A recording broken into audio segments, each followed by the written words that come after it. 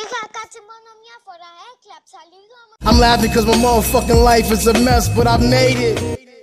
Έκατσα. Η μαμά μου είχε πάρει ψεύτικα λεφτά και μια... και... Όχι, πάρει ψεύτικα λεφτά. Κάτσε. από το τζάμπο. Είναι ένα μαγαζί. Με τρόμαξες. Λέω μήπως διαδοποιήσουμε τη σήμανση.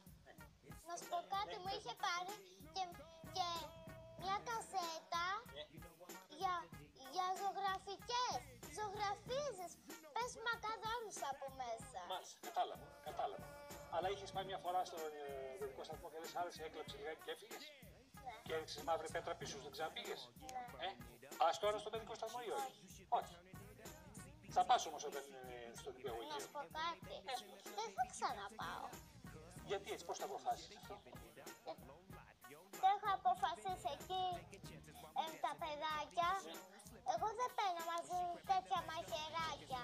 Είστε και μαχαιράκι, ψεύτικα μαχαιράκι. Ναι. Ούτε πυρουνάκια ψεύτικα. Σε ένα ψεύτικο κόσμο ζούμε, ψεύτικα.